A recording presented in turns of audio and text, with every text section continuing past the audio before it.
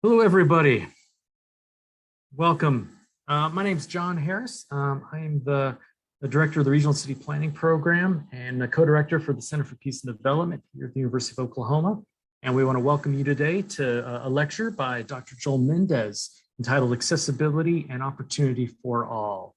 I want to, before we get started, I want to acknowledge that before the University of Oklahoma was established on the land on which it now resides, this land was the traditional home of the Hasinai Caddo Nation and the Kiri-Kiri, Wichita, and affiliated tribes. We also acknowledge that this land served as a hunting ground, a trade exchange point, a migration route for the Apache, Comanche, Kiowa, and Osage nations.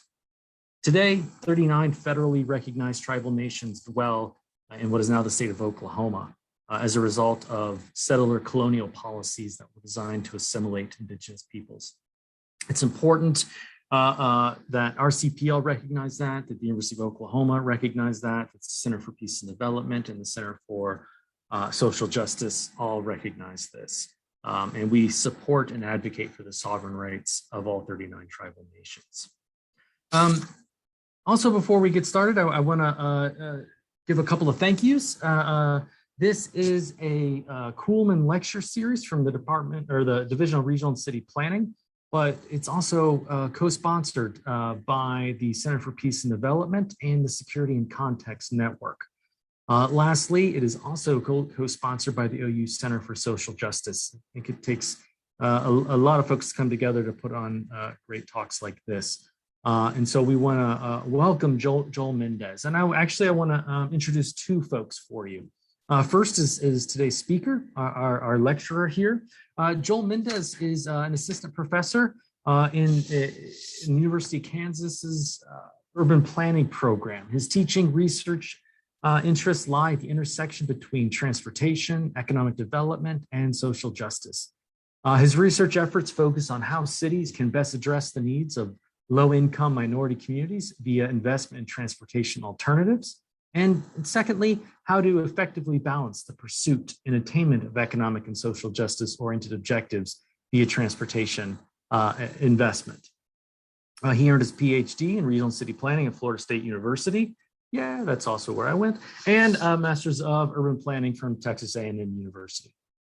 And before we hand it over to Dr. Mendez, I also want to introduce OU's own Professor Kwang-Gil Choi, who's an assistant professor of geography and environmental sustainability here at OU. His research interests include transportation planning, geography, travel behavior and urban form, and transit-oriented development. Taken together, the primary objective of his research is to make our places more walkable and accessible to everyone. And Dr. Choi will be doing he will moderate the question and answer and have questions of his own for Dr. Mendez at the end of the talk, okay? And I just want to remind everyone that if you have any questions, comments, please put them in the Q&A box down at the bottom of your Zoom screen, and we will try to attend to all of them during that portion of the session, okay? And so without further ado, let's hand it over to Dr. Mendez. And Dr. Mendez, again, thank you so much for being here today with us. Oh, and thank you, John, and thank you all for the kind invitation to speak to you all here in the Oklahoma community and share my research and talk about an issue that is, I think, very much active in many cities and regions throughout the United States. So I'm excited to, take part of the discussion on a topic which I feel warrants a lot of attention as it impacts the lives of many folks, especially vulnerable populations. Right. So again, thank you. I'm excited to be here and talk with you all about these issues that I'm going to highlight within this research that I've conducted. So first, I'll provide a brief overview of kind of the research project that I'm highlighting here today in today's conversation. The research that I'm going to talk about today really focuses on the spatial mismatch issue, and which I'll define in a little bit. And specifically, it explores the impact which spatial mismatch has had on low-income inner-city residents, particularly residents of color. And it explores how transit investment can better combat this issue and enhance the quality of life of this population. So I think it would be advantageous if I spend a couple of minutes here to kind of define the spatial mismatch issue, so we have an understanding of this issue that's causing a lot of negative impacts within communities of colors in inner city neighborhoods, right? So, first we could take a look at, the city historically, typical historical city within the United States, specifically the Central Business District, right? Now, the Central Business District has played a particular role within many major cities within the U.S. Historically, it served as a dominant site for economic activity, and this dominance has diminished for many cities after World War II as residents started to move towards the urban periphery, right? Now, this shift in population has contributed to the creation of activity centers or suburban activity centers, or also, they're also called sub-centers, which in some instances can compete with the central business district in terms of the production of economic activity, right? Now, this development of activity centers in suburbia has been fueled primarily by the exodus of median and high income households to these areas from the central city, right? So I'll speak briefly as to what is fueling this exodus, or what has fueled this exodus historically, because it does have equity implications, as we'll see. So when we're kind of evaluating, what has contributed to this exodus of median and high income households, now most of these households are white households. Several factors are very much playing an active role in fueling this type of behavior. Folks have acknowledged that natural evolution is very much playing a role here in facilitating this shift of population to the urban periphery. Now, what this means is that essentially, as a city becomes more populated, naturally, people are going to consume more space, and undeveloped space tends to be concentrated in the urban periphery.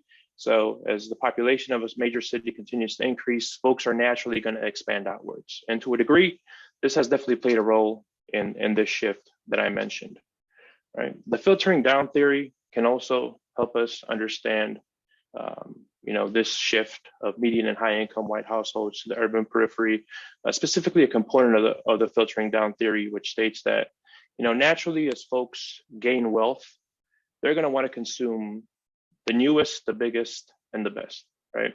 So if we apply that concept to housing, where do we typically find the biggest housing, the newest housing? In the urban periphery, right? The central city is already fairly well developed.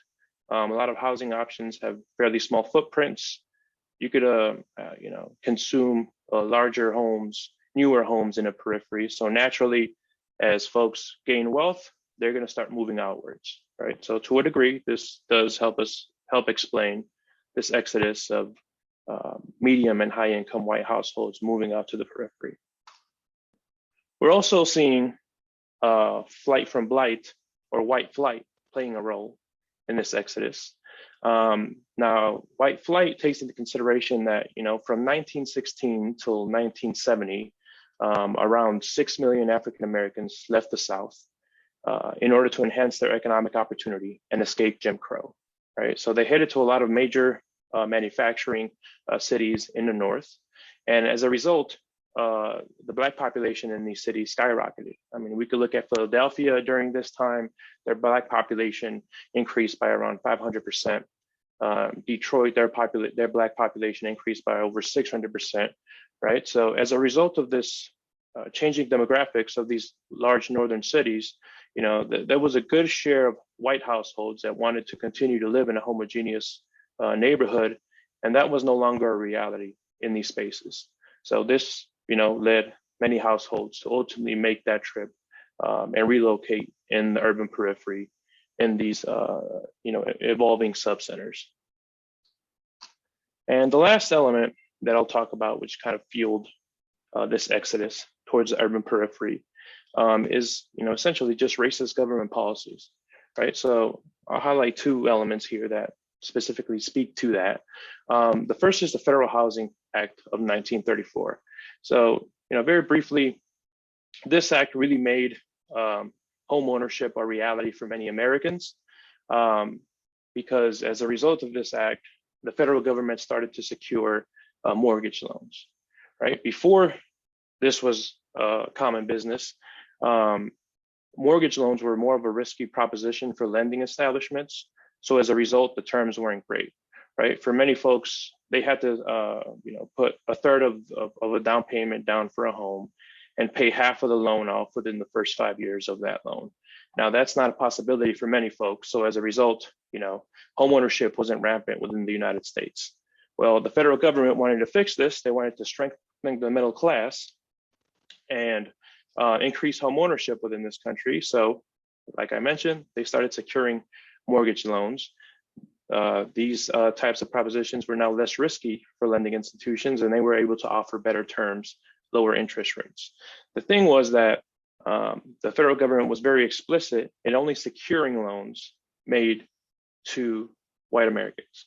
So these benefits didn't extend to people of color, right? So this very much fueled that exodus from the central city to the urban periphery and allowed that exodus to be almost exclusively white, right? Another mechanism that was utilized to assure that this was very much an outcome was the use of restrictive covenants. And these were essentially just contractual agreements made between property owners in many of these suburban communities, where they agreed not to sell, lease, or rent their home to a person of color for a set timeline, right? And this is kind of an example of what these look like, right? Where essentially you have these stipulations that, a building within the particular community, like I mentioned, couldn't be rented, leased, or sold to any race outside of the Caucasian race. It's very explicit in these documents, right? So ultimately, what these mechanisms, as I stated, contributed to was, and fueled, was the exodus of median and higher income households leaving the central city towards suburbia. And it left behind a concentration of low-income residents of color in the central city, right?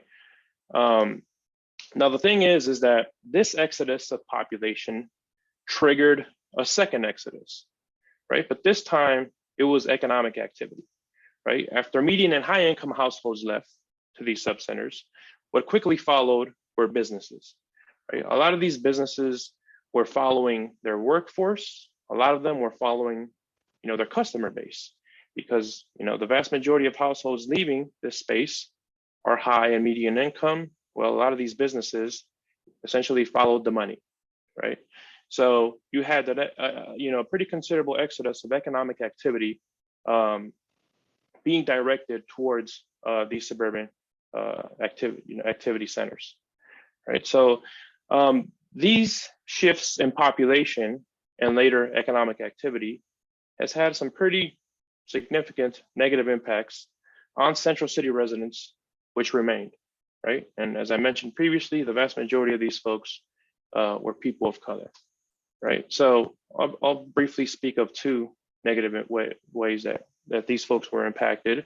Well, quickly after these exodus, we saw the rapid deterioration of the central city, right? Essentially, you had folks leave the central city, you had businesses leave the central city, so you had the presence of considerable amount of vacant land within the city.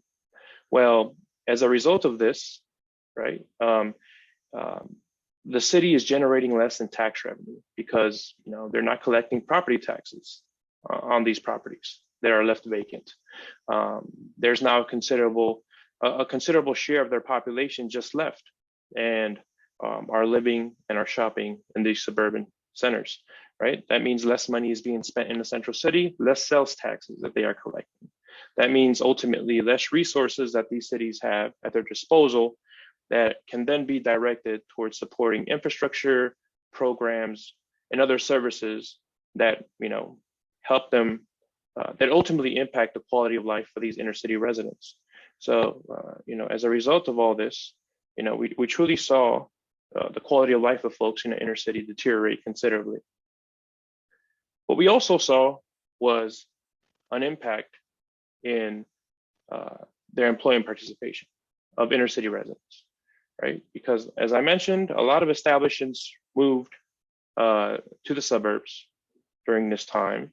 A lot of jobs, and some, a good share of jobs remained. A lot of the jobs that remained concentrated in inner city belong to, the managerial and information processing industries, typically industries that required a particular educational attainment or skill set of their workforce that was not found in the folks that remained, right? Those low-income inner city residents.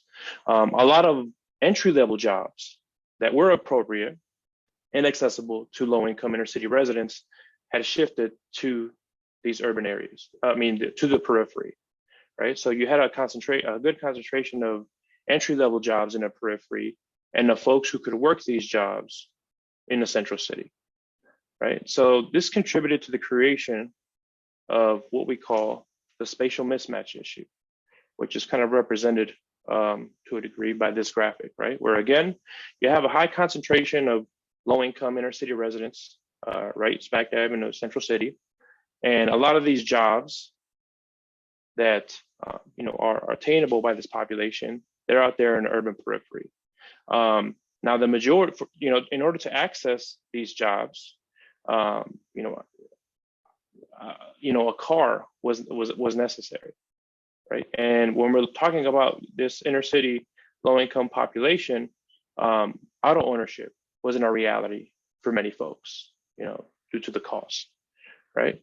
So ultimately, again, this contributed to heightened unemployment rates within that central city, within neighborhoods occupied by that population. So when, a lot of folks within cities identified the presence of this issue, they kind of came together to kind of think of ways to address this issue. Many folks thought of this as an accessibility issue, right? We have concentrated labor force in the central city, and we have jobs out in the periphery. These folks are experiencing these negative impacts because they can't access these jobs. So how do we address this issue? We improve the mobility of this population, and we grant them access to these employment centers located in the urban periphery, right? And one way in which this can be accomplished is by investing in transit, and specifically light rail. That was a good option that a lot of cities, pursued during this time, right? So, folks considered investment in light rail, for instance, to help address this issue in a couple of ways. Number one, it provides access to job markets which were once unreachable, right, for inner city residents. Right now, folks don't need to own a car in order to access these employment opportunities in the urban periphery. They could just utilize the light rail system to reach these job markets. So it provides folks direct access to these employment opportunities. Another way in which transit investment was considered to possibly address the spatial mismatch issue and improve the employment participation of low-income inner city residents is that what we typically see when significant infrastructure investment is made, such as the construction of a light rail system, for instance, we tend to see heightened development activity along, transit corridors. And, so for instance, let's say in this example here, a light rail corridor is constructed. What we typically see is, considerable development activity adjacent to this corridor. And we see this for a couple of reasons. One reason is that, once this land is now served by light rail, for instance, it's now more accessible to the greater region, right? And that's something that's very desirable for a lot of developers, a lot of business owners, right? That your site, your place of business is accessible to a significant share of the population of the region, right? It's now fairly easy or easier to access your location than it once was before, right? So that drives a lot of attention towards adjacent land and commonly triggers pretty aggressive development activity within this space, right? So why is this beneficial? Well, if we take, for instance, a look at, a regional light rail system, as a result of that investment, we can also attract jobs to areas within the city, which are very accessible to the greater population, right? So in that way, that's just another way in which this type of strategy can help address that spatial mismatch issue. We're not just only connecting folks to job markets in the periphery via the presence of light rail, we're also attracting development activity throughout the city in areas that are very accessible to the greater population, right? Essentially along these light rail corridors. So as a result, folks very much supported such a strategy in an effort to kind of address this issue and the heightened unemployment activity that was found in inner cities, right? And there is research, in this capacity that I just spoke of light rail, light rail is not only serving as an additional mode of transportation, but it could essentially also help address issues associated with poverty, unemployment, and equal opportunity goals, right? So there is, a good share of research here which explores the development impact of light rail, right? So to determine if we do indeed see heightened development activity or employment growth along these corridors. And, much of the research comes to a similar conclusion, which is that, once we invest in light rail, we do tend to see development pop up along this corridor and employment concentrate within that corridor. Again, so as a result of these outcomes, one would anticipate that after cities have invested in light rail infrastructure, we would see positive impacts on the employment participation of low-income inner city residents, right? Because again, according to the research, we are attracting jobs along these corridors, and naturally, we're connecting these folks to job markets in the urban periphery, right? But surprisingly, what research has found is not that, right? What they found is a weak relationship between employment participation of inner city low-income residents and the presence of transit or light rail, right? Now, this was especially, surprising for me. This was, I think, understanding these outcomes is ultimately what led me to pursue a doctorate degree, because to me, I also saw the spatial mismatch issue as an accessibility issue. I think now that I've learned more, I understand just how more complex it is. But like many folks, I anticipated there to be positive employee participation impacts associated with light rail investment, but that hasn't been the case. Now, there is research out there that tries to comprehend these outcomes, right? Why, after light rail investment is made within cities, are we not seeing improvements in the employment participation of low-income inner city residents? Some of this research focuses on the development impact of light rail investment, right? There's a fairly well-developed research stream which focuses on the impact which such development activity has on affordable housing, for instance. And what tends to be a common conclusion of these research studies is that this intense development activity that can happen along light rail corridors has the potential to lead to gentrification and ultimately displacement, right? So this can negatively impact the influence which transit has on the employment participation of low-income residents, because as a result of this displacement, we're ultimately pushing people who need transit the most further away from a transit system. And we're limiting their access to this resource that could theoretically improve their employment participation, right? So given that research stream that's already fairly well developed, I started to think of this aggressive development activity that we see along light rail corridors and additional impacts that might have, which could help us further understand the outcomes that we see here on this slide. Specifically, I started to ask, is the same happening when it comes to non-residential development? Specifically talking about are employers which are more likely to produce jobs which are attainable to low-income inner-city residents being driven out of light rail corridors, much like affordable housing can be. And there's not much exploration in this area, right? And the rationale there is that there's heightened demand for development within these areas, and this heightened demand can lead to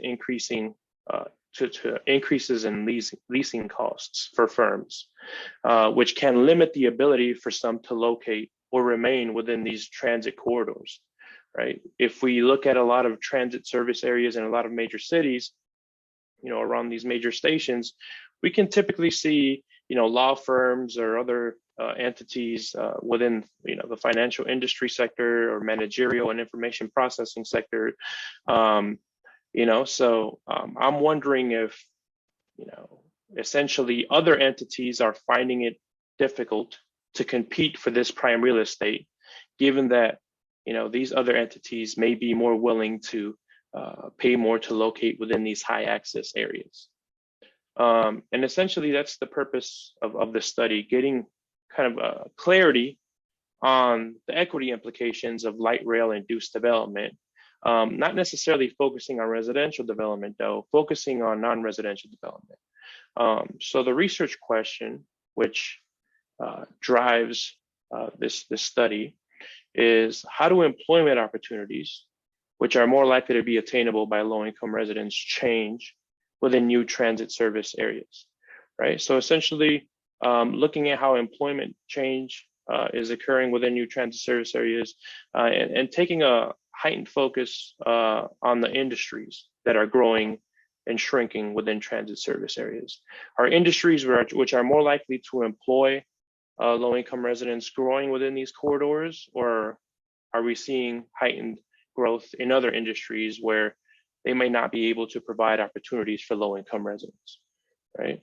So my hypothesis is that, within these corridors, we're actually seeing a reduction in employment opportunities attainable by low-income residents, right? This would, again, help explain the outcomes that all those research studies that I've highlighted a couple of slides ago. It could kind of help, understand the outcome of those studies, specifically that light rail investment isn't having a positive impact on the employment participation of low-income residents. Maybe it's because jobs that are attainable by this population are being driven out of transit service areas, right? That's what I'm hypothesizing here. So in order to do this, I examine the nature of employment change within new light rail transit service areas. I specifically examine the employment change within US cities, which introduced light rail service between 2002 and 2015. Now, why do I focus on this particular time frame? It's because I'm utilizing the loads data set identified here by the US Census. And ultimately the selection of that time frame was influenced by the availability of employment data from this data set. Now, this data set presents annual employment opportunities at the census block level by industry category, which is something that, again, is essential if I want to evaluate how employment is changing across industries which are more likely or less likely to produce opportunities for low-income residents, right? So tapping into this data set, I am able to classify employment opportunities into 3 categories, which make it possible to evaluate employment change via an equity standpoint, right? So again, as a product of this data set, I have access to employment trend data across all these sectors, right? So what I ended up doing was, creating 3 categories that are, 3 categories which include sectors that share certain traits, right? So I created a service industry category, which is composed of all these sectors here, a production-oriented employment category composed of these sectors here, and a white-collar industry sector, which is composed of all these sectors here, right? So when analyzing employment change within transit service areas, I placed heightened focus on employment categories which are more likely to provide opportunities for low-income residents. So when looking at this table, these categories are the service and production categories, right? Jobs within the white-collar industry cluster here, or that category, are more likely to require a certain skill set or educational attainment, which are not commonly observed in low-income residents. The remaining 2 categories are, according to the literature, more likely to require a differently skilled workforce, which may be largely composed of low-income residents, right?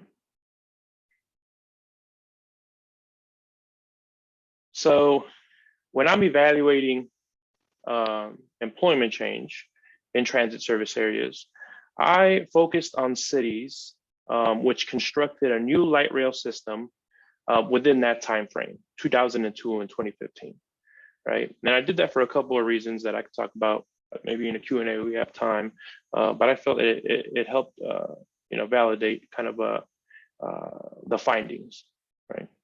So when I looked at cities across the United States, that implemented a light rail system within this time frame, ultimately, I only identified 4, right? The systems noted here.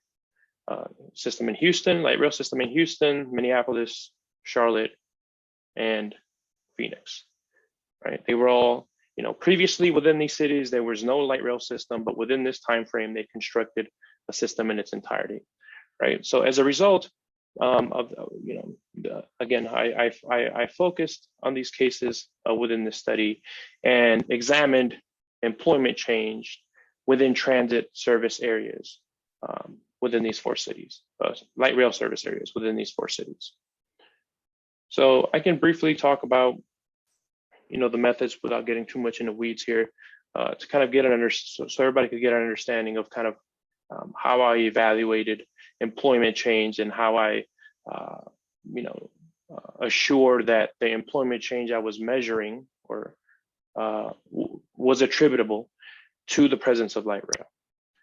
So in order to do this, I ultimately utilized a control group interrupted panel research design as shown here, which is composed of a treatment group, which we see here, and a control group, which is the second line here.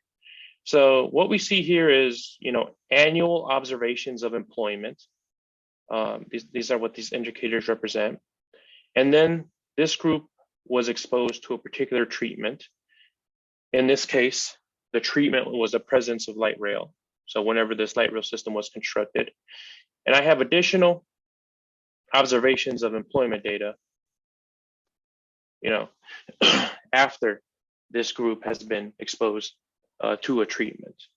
The control group essentially is I think I'm getting too ahead of myself, right? So first I'll kind of describe what areas compose the treatment group within my study. So the treatment group was ultimately composed of all census block groups that were located within half a mile of a light rail station across these 4 cases, right? So why did I choose a half a mile threshold? Well, according to the literature, half a mile is a reasonable walk for many folks. So, any foot traffic generated by that station is likely going to be contained within that half a mile threshold. Businesses that want to capture this activity and this exposure, they're likely are going to be very motivated to locate within half a mile of stations.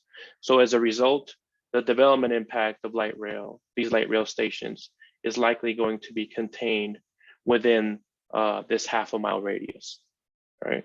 So essentially, all census block groups that were within half a mile of stations compose the treatment group of this study, right? The control group was composed of all census block groups, not all census block groups, some census block groups that shared several key similarities before the implementation of light rail with the treatment group, right? And these census block groups are located more than a mile away from existing light rail stations, right? So I'll explain the purpose of the control group in a second, why it's essential in helping me, estimate with greater confidence the impact which the presence of light rail is having on employment change within transit station areas, right? So, what I did afterwards, after implementing this type of research design, is I essentially employed a difference in difference model, which again, I won't go too into the weeds, but what I ended up doing was taking average employment within the treatment group after the construction of light rail, and I subtracted it from average employment within that treatment group before it was exposed to light rail, right? So that gave me a value, right? That essentially gave me employment change within transit service areas after, the presence of light rail. Now, some of this employment change that is observed here via this value would have happened anyways, regardless if the light rail system would have been constructed or not, right? So we have to control for that. So essentially, that's what the purpose of the control group is, right? The control group is being utilized as a proxy for what would have happened in terms of employment change within the treatment group if it was never exposed to the treatment, right? So as a result, in order to take this into account, what I ended up doing was taking average employment, within that control group after the presence of light rail, and again, subtracted it from average employment before the presence of light rail. And they gave me a value, which is an estimate of employment change, which would have happened in the treatment group if the light rail system wouldn't have been constructed. So all I do, was subtract these values, and the outcome of this mathematical equation here ultimately gives me a better estimate of the actual change that we could attribute towards the presence of light rail, right? So this difference in difference model was employed within a negative binomial regression. I won't get into the specifics there, but essentially, for the dependent variable for this regression, I utilize those 3 employment categories that I constructed from the loads data set, right? So essentially service-oriented jobs, production-oriented jobs, and white-collar oriented jobs, right? So, and I controlled for several independent variables. So these independent variables here that were included in my model were identified as having the potential to significantly influence employment change, and are thus controlled for within that negative binomial model, right? So the variable of interest from this model is the interaction term here at the end. And that essentially represents the outcomes of the difference in difference model. Essentially, the number of jobs which we can say with greater confidence, are a product of the presence of the treatment, which again is the presence of light rail. So here's some of my findings, and for the sake of clarity, I only included a few independent variables, but to provide greater clarity, I only focus on two. So I think one thing I forgot to mention is that I ran this model, this regression model, on a data set that contained observations from all 4 cases. I then ran city-specific regressions in order to determine if findings were consistent across cases, right? So this is the findings from the full model that included data from all cases that I talked about here. And like I mentioned, I'm just going to focus on 2 of the independent variables here, as we're seeing some trends that have some equity implications. So the first kind of a thing that I wanted to highlight from this output here is this right here, right? Which essentially, well, first I'll describe what the coefficients mean briefly. So these coefficients essentially describe the percentage change in the corresponding employment categories associated with a unit change in the parent variables, right? So what's left highlighted here essentially shows how employment in these 3 categories changes as the percentage of non-white population increases by 10% across all census block groups in this data set, right? So what this essentially shows us is, I mean, it has nothing to do with the research question, but I think it helps identify the presence of the issue that's driving these negative impacts within central cities and inner city communities. Is, this is highlighting the presence of spatial mismatch at the micro level, because essentially what this shows is as the non-white population increases by 10% within a census block group, we're seeing a 4.5% reduction in jobs within this service category.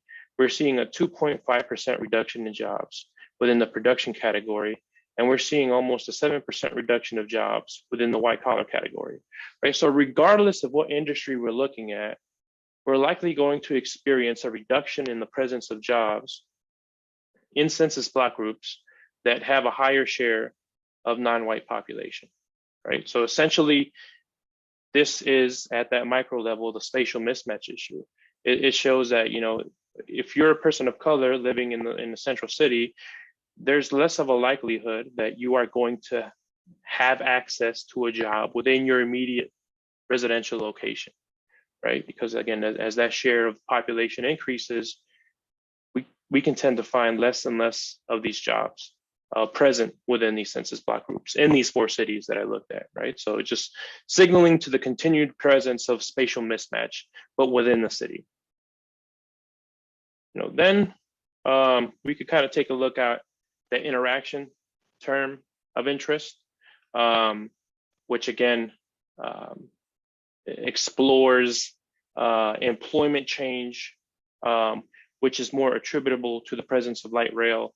So again, essentially what these outputs here show is the difference between employment change in light rail service areas and employment change observed in the control group, non-service areas. So a positive value is indicative of light rail service areas experiencing employment growth at a greater rate than what was experienced by the control group. So as observed in this table, light rail service areas experienced an increase in employment opportunities within the service industry cluster, which is 3% greater than what was experienced by census block groups in a control group, non-service areas. The opposite was found when focusing on employment opportunities within the production industry cluster, as light rail service areas experienced a decline 7.8% greater than what was experienced by the control group, which is composed of non-service areas. Right, and there was no significant impact on employment within the white collar industry sector. Right, so what we're essentially seeing here is the presence of light rail within this larger data set having a limited but positive impact in the growth rate, if you will, of jobs in the service industry cluster. You know, that we saw that barely significant positive impact of 3.11%. What we did see was a very significant negative impact in a production industry cluster. So ultimately what this is saying is that, you know, there was a greater rates of decline in jobs within transit service areas in that amount compared to non-transit service areas, right? Leading us to believe that the presence of light rail is contributing to a degree to the decline of jobs within this industry group here, the production industry group. So what I did next was essentially ran these models on each particular city, right, to observe if these findings were consistent. And what I found was really a mixed bag, right? So for instance, if we look at Houston, we could see that the presence of light rail seems to have had a negative impact on the presence of employment opportunities within this production industry cluster, and no significant impact on service-oriented jobs or white-collar-oriented jobs, right? So if we look at Houston, the net impact on employment within transit corridors is negative. We didn't see an increase in industry, sectors which tend to provide opportunities for low-income residents. As a matter of fact, we saw a negative impact in one such industry group, right? So we saw a negative impact in Houston. In Charlotte, we saw not much of an impact at all, right? So if we look at Charlotte, essentially what this means is that given that, no values are significant, that employment trends in non-service areas were fairly consistent with employment trends in service areas. Well, what does this mean? Maybe that the influence of that light rail system was really not, well, there was not much of an influence as a result of the presence of that light rail system, right? Growth was consistent in service areas with that observed in non-service areas. Then we look at Phoenix, then we see, some pros and cons here. We are seeing growth in service-oriented jobs that can be attributed to the presence of light rail within light rail service areas. But we then see a decline in jobs in a production industry cluster, right? So we see light rail have a positive impact in the presence of some jobs, but a negative impact in the presence of others, which are attainable by low-income residents. Minneapolis was the only case where the net impact of light rail was positive. As we see here in these findings, ultimately what we see here is that transit service areas experience growth in service employment category that was 9.4% greater than what was experienced in non-transit service areas, ultimately allowing us to say that with greater confidence that, this is the impact that the presence of light rail has had on these types of jobs. But, ultimately this impact maybe wasn't as great as we would like it to be because, there was no significant impact on employment in a production industry cluster. And then again, there was no impact on white collar jobs either. So, but nonetheless, a net positive impact, although maybe it's not as great as we would like it to be. So, to kind of wrap things up and discuss some of the main implications of this, what we're seeing as a result of this study is that, the development impact of light rail investment can vary. I mean, we could just go back to this previous slide and it literally varies across all spectrums.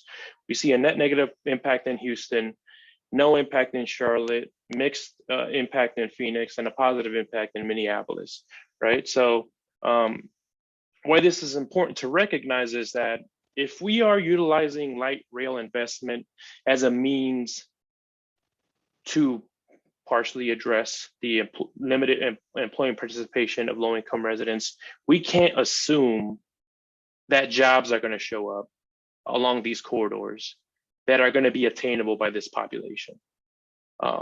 We could essentially achieve the complete opposite outcome, right? As we see in Houston, where there wasn't a positive influence on job creation when it came to jobs attainable by low-income residents, but there was a negative impact when it comes to some of these jobs, right? Whereas in Charlotte, we saw no impact at all, no influence, right? That we could tie to the presence of the light rail system. So we have to be more proactive if we want to, as planners, if we want to assure that development outcomes associated with light rail investment are going to provide opportunities for low-income residents as a result of the development activity that they're likely going to stimulate along corridors, right? So, these outcomes can vary, but we can't assume that they're going to occur simply by investing in light rail. So we have to be more active in shaping development outcomes along these corridors if we truly want to make sure that we are going to provide opportunities for low-income residents, right? So, ultimately, if we want to better support employment participation of low-income residents, inner-city residents, via transportation infrastructure investment, we also have to consider the development impacts. I mean, research already exists, which shows that, we invest in light rail, that could lead to displacement. Well, if we also invest in light rail, the development outcomes could be as such that they don't necessarily provide opportunities for low-income residents. They might have a negative impact, in fact, as again, we saw in Houston. So again, we just have to be more aware of possibly the unintended negative consequences of our transportation decisions. As we're making these huge investments in transportation infrastructure, we might be very aware of how this decision is going to impact travel behavior within our community, and other transportation-oriented elements. But we have to step outside of that and evaluate the impact more holistically, because as we've seen, we could possibly produce negative impacts towards vulnerable populations via other means, in this case, through development that is stimulated by our infrastructure investment, right? So my recommendations are, again, evaluate the impact of planning decisions holistically, especially when we're looking at pretty major infrastructure projects, because again, in planning, everything is tied together. If we make a transportation decision or investment, it's going to have land use implications, development implications, environmental implications. So we just have to be aware of what those are and really look at things holistically, because that could, again, lead to such findings, and they could better inform planning decisions and assure the attainment of equitable development outcomes, right? Well, what I also recommend here is that, we accompany such transit investment with other policies which encourage relevant employment opportunities, right? In order to avoid outcomes like we saw in Houston, where there were no positive impacts. In fact, there was negative impacts associated with the presence of light rail, associated with providing employment opportunities for low-income residents in these very accessible transit corridors, right? If we want to ensure that we achieve equitable outcomes from a development perspective along these corridors, maybe this investment needs to be accompanied by policies which assure that this happens, right? So providing incentives, for instance, for the creation of certain industries or the presence of certain industries or establishments along this corridor to assure that equitable outcomes are being reached. So quickly, I'll just go through the limitations of the study. Now, I'm essentially measuring employment change, right, from 2002 till 2015 within these cities, and comparing that change from transit service areas to non-transit service areas. Right smack in the middle of this is the economic recession of 2008, right, which obviously had an impact on employment growth and employment change in these cities.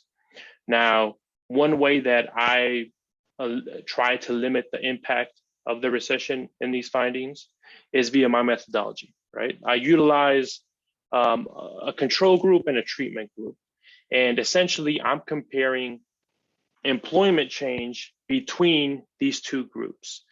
Two groups that are essentially both impacted by the 2008 recession, right? So to a degree, that's controlling for some of that influence. If I was just evaluating employment change, period, I would be in trouble, right? Because some of the change that happened after the presence of light rail is likely influenced by the recession. But since I'm comparing employment change between, like I mentioned, two entities that were both impacted by the recession, the influence of the recession would be, intertwined within both of those groups.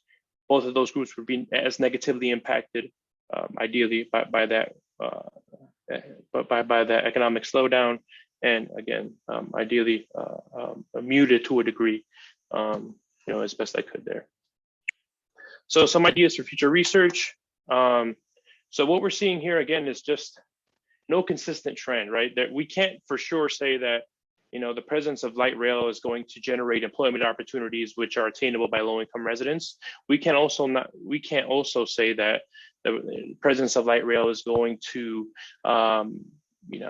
diminish the employment opportunities that are attainable by low-income residents, which was my hypothesis because of just the significant variation across the cases that I looked at, right? Some had a positive impact, some had a negative impact, and then we saw everything in between.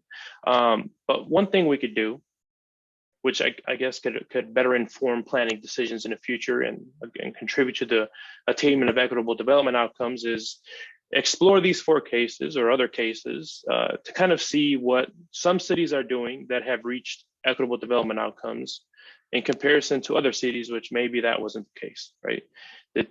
What's unique to their planning process, or did they implement any unique policies to assure that that outcome was attained? I think that would be very valuable and provide some great information that can inform planning and policy decisions in many cities throughout the U.S. Right, so I think that's a great next step for future research. Also, continuing to further explore the nature of development along transit corridors is great. One thing that I really wanted to get access to that I unfortunately wasn't able to via this study was access to firm birth and death data. This essentially lets me know, as this development that's occurring along transit corridors, firms within these corridors, when their origin date or birth date was, and if any, when was their death date, if you will. So what this essentially allows me to do is, as this development is happening, is the growth, for instance, that we're observing along this transit corridor, is it due to existing firms and establishments growing as this investment is made, or are they being kicked out and bigger firms coming in, leading to kind of a gentrification and displacement of smaller, for instance, mom and pop shops and such, right? Which again, within itself has equity implications, because essentially access to that type of data allows me the opportunity to kind of, again, see if all this development activity is bringing in new firms and kicking out existing firms, or is it actually fueling existing firms and allowing them to grow, right? So what's the equity implication of all that, right? So with that, thank you for your time, and I'm looking forward to answer any questions you may have.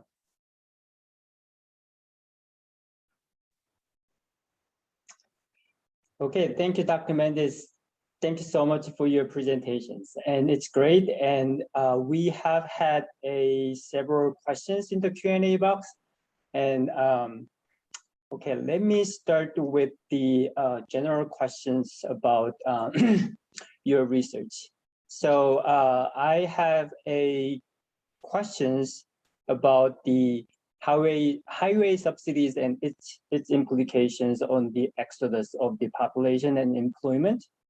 So the question is, do you think that the automobile and federal highway subsidies that made peripheral land more accessible and more valuable played a significant role in the shift to the suburb? Yeah, I definitely would say so. Ultimately, this infrastructure allowed folks to live out there in suburbia and access the central city, which was still rich with a lot of amenities, fairly easily. So definitely, I feel like the presence of the highway system, investment in the highway system was instrumental also in fueling that shift as well. So that's a good observation there. Okay, thank you for your answer. And the next question is another general question. It's more about the between the light rail and the bus rapid transit.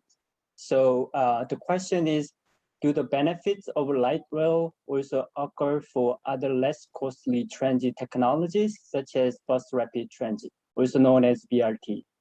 Can you repeat the first half, sorry, of the question? Do the benefits of light rail also occur for other less costly transit technologies, such as bus rapid transit?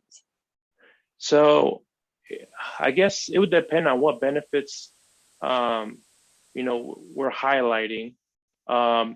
If we consider the development benefits, so the development impact of light rail, we're not likely to see the same development impact, at least within this country. We haven't seen it surrounding bus service because it's not considered to be permanent infrastructure. Those types of systems typically don't generate the same level of ridership that a light rail system does. So businesses are less, willing to locate in close proximity to such infrastructure. So if that's the benefit, not necessarily. If the benefit is more of a mobility, from a mobility standpoint, again, bus systems typically have less of a capacity, travel at slower speeds. So ultimately, they're going to be able to transport less folks. They're going to do so more slowly. So there's some definitely unique benefits to light rail across those spectrums that we're not typically going to see within BRT. That's a general response there. Thank you so much for your answers. And other questions about more specific about your research. So the next question is, you already presented the 4 case studies, but there's a questions about the definition of light rail for the purpose of your research. How did you define the light rail?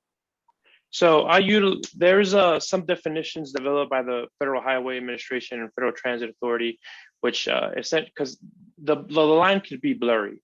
You have heavy rail, you have light rail, you have streetcars, and you have trams, and they all look very similar. But there are some key differences associated with the capacity, as travel speeds and technologies of these different modes that definitely play a role in terms of to what degree they can enhance an individual's mobility. So I guess to kind of answer that question, I utilize more of a technical criteria developed by the FTA to kind of help me assure that I was identifying light rail systems across the board, and I was comparing apples to apples in that regard. Thank you so much for your answers. And I actually have a follow-up question about the light rail specific for your research. So you use the presence of the light rail in the city as kind of the intervention, right? Mm-hmm. Yeah. Then my question is, I'm really curious about the timing of the presence of each light rail transit in each city. Yeah, so I think for 2 cities, they opened in 2004, and 1 city opened in 2007, and 1 city opened in 2008. So I just made sure I had, so there's some variation there in terms of when each of these cities were exposed to that treatment or intervention. So one way to kind of, assure that I minimize any issues in the full model where I included all 4, even though they had different instances where light rail was introduced, is I made sure that I had the same number of years of observation for employment before the intervention and after the intervention to kind of observe how trends changed after that intervention. I don't know if that answers that question. Thank you so much for your answers. Your answers to my question is actually. And the next question is about more specific about your independent variable, which is the question is, did you consider adding a land use diversity index measure as an individual variable in your model? Yeah, so I think that definitely, could be beneficial because of course land use is going to influence the types of industries that emerge. But when I selected a control group and for my treatment group, I made sure that, employment trends were fairly consistent, meaning if census block groups within a treatment group of Charlotte, for instance, they had a similar composition to employment trends in the control group. So if we had a significant share of jobs in manufacturing, then the control group that I selected also had those same characteristics. So I think that's I didn't specifically use the index per se, but I did take that into consideration when identifying ultimately the groups that I was going to compare via these methods. Thank you so much for your answers. And I actually have another follow-up questions regarding your independent variable. So you said that you measured all the independent variable at the half a mile radius. Is it from the stations or is it from the route? Oh, from the stations, given that that's where a lot of the foot traffic is going to be generated from the city. That is ultimately what developers want to have access to. It's the people, right? Because they could turn those people into consumers, into customers, into employers. So those are the areas that typically tend to have the heightened development impact associated with that infrastructure. Thank you for your answers. And actually, your answer is has something to do with the next question, which is how might stop location and the connectivity of the light rail network to the overall transit network affects the employment outcomes you studied? So I didn't really assess connectivity of the light rail system to the existing. Wait a minute. Yes, I did. I took into consideration, I think, within my transit service areas and non-transit service areas, access to like bus stops. How many bus stops were within these areas? Because an area that is more accessible could possibly have heightened development impacts because more people could reach it. It's more accessible. It's going to be more desirable for development. So I did incorporate it within my model by looking. I also think I looked at highway on and off ramps because that could also very much impact how accessible a space is. So I did map those infrastructure pieces, and I think added the closest distance of each census block group to these types of infrastructure components to kind of help me consider that accessibility variation that we see across space.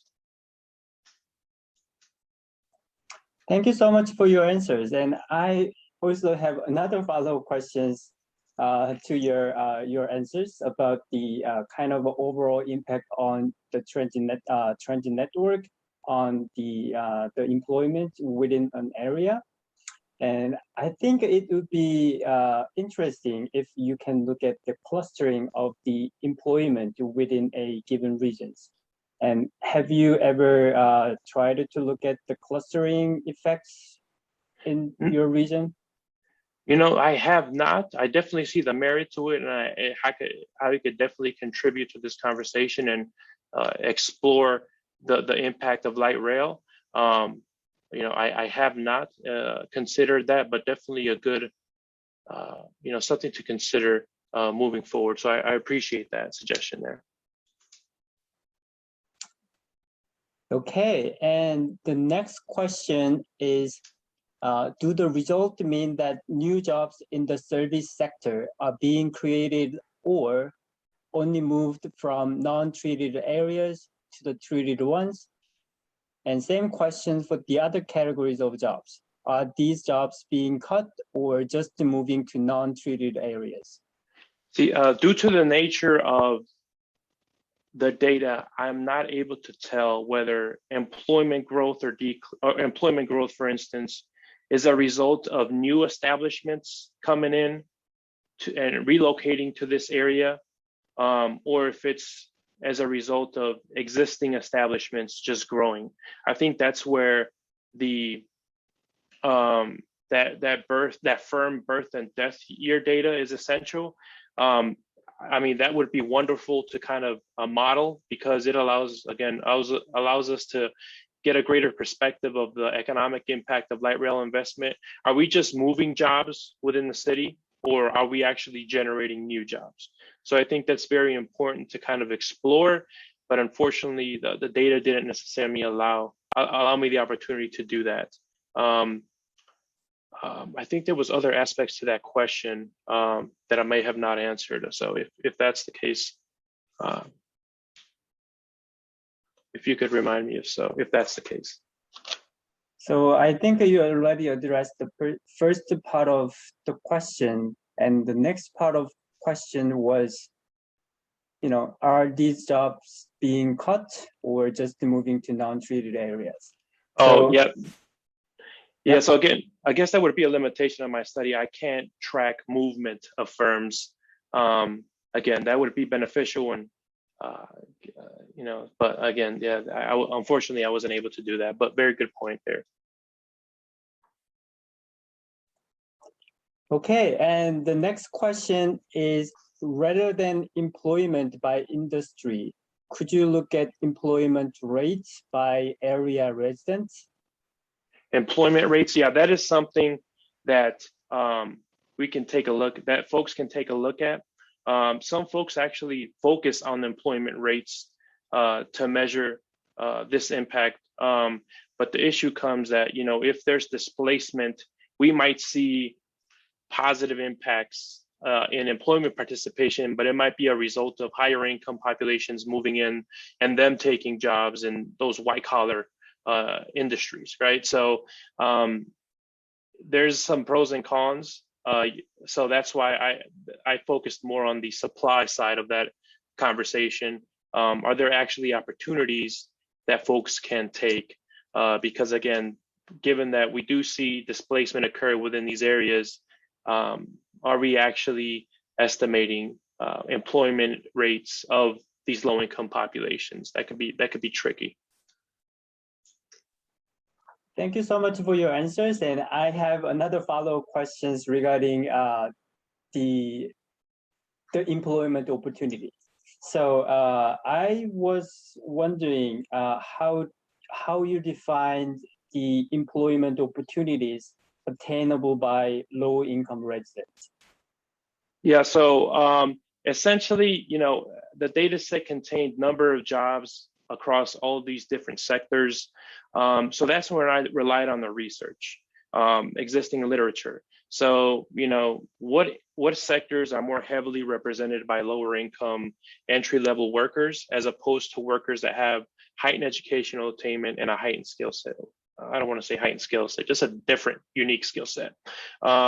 So based on that literature is kind of what helped me categorize these sectors across these groups and say, well, these categories are more likely to provide opportunities for low-income residents in comparison to these others. So it was mostly based on, again, existing work that showed that, again, these types of sectors are more likely to be composed of entry-level workers and lower-income folks. Actually, I have an experience with my co-author. We are looking at the low-paying jobs in the Houston area. And have you ever considered using low-paying job information instead of the employment opportunity by industry? When I conducted this study, I actually did as well, because that data set not only has jobs by sector, but it also has jobs by earnings. But the thing is that it classified jobs into 3 categories that were too wide. So it had a lower income, median income, and high income category. And to be classified as a high income category within this data set, you had to make over $49,000. And when it comes to living in these cities, $49,000 is not high income, right? So I've thought about it. I've tried to use this data set to do just that. It didn't allow me the opportunity, but I could definitely see how if there was additional data that provided that type of information, that might be a great metric to also utilize to see how these jobs are emerging along transit service areas. Thank you so much for your answers. And before moving on to the next question, there is a complimentary for the guys, the presenters. Great and interesting research, by the way. Oh, thank you. And the next question from John is, do you think there's any reason to believe that these areas would improve over time without additional intervention? In other words, these are all new systems. Might they improve as they age? Yeah, that's definitely a possibility. And, I took that into consideration when initially running these models to a degree, because I included up to 7 years of employment observation post the inclusion of light rail, because I recognize that we're not going to likely see the development impact of light rail immediately, right? Because adjacent land might need to have rezoning, there might need to be permitting, then there's construction, and then there's leasing. That it's not going to happen maybe in a year or two, especially when we're looking at these major cities and these massive projects are being constructed. That could be several years. So to kind of account for that, I looked at up to 7 years after the inclusion of light rail to see if I could capture some of that impact as these systems matured, and also this development took form.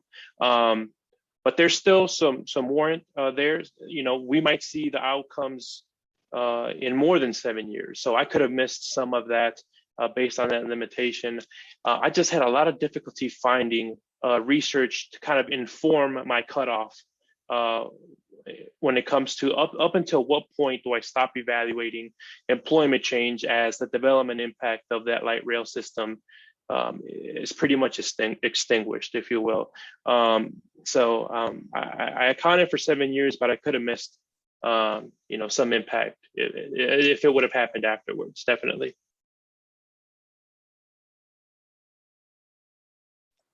Thank you so much for your answers. And one more question in the Q&A. Can you measure displacement of service and production jobs as more land use space is dedicated to residential land use or white collar employment? I'm not sure technically of how, at the top of my head, how that could occur, but I could see theoretically how as transitions in land use occur around transit service, and maybe some land is converted to mixed land use and some land is converted to residential, for instance, we are reducing the opportunity of employment growth as a result of those conversions. So I think there's merit there in terms of, that could possibly lead to the production of such a measure. So I think there might be something there. Yeah. Thank you so much for your answers. And I have another follow-up questions regarding the kind of overall implication of your study. So, during your presentation, you presented a lot of quantitative result regarding the impact of the rail investment on the employment opportunity. And I was wondering if you have had any qualitative work to see what would be the reasons showing those net declines or net gains of the employment opportunities along the transit corridor? Yeah, and I love you for asking that question, because yes, because given the findings that I observed, the next question is, well, why do I see these outcomes in Houston? Why do I see positive outcomes in Minneapolis? The next question is, what are folks doing differently to contribute to these outcomes? So I'm actually in a process of conducting that study of just, comparing planning processes across these cities as it pertains to the development of their light rail system to see if I could identify some differences in, for instance, the Minneapolis that can help me contextualize why they were able to achieve those development outcomes in comparison to the other cases.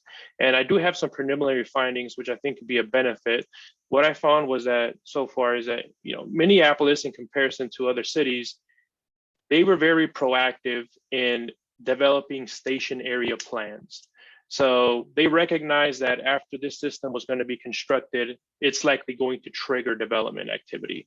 They went to these communities, which are largely composed of vulnerable populations. They have a large indigenous community that was traversed by the system.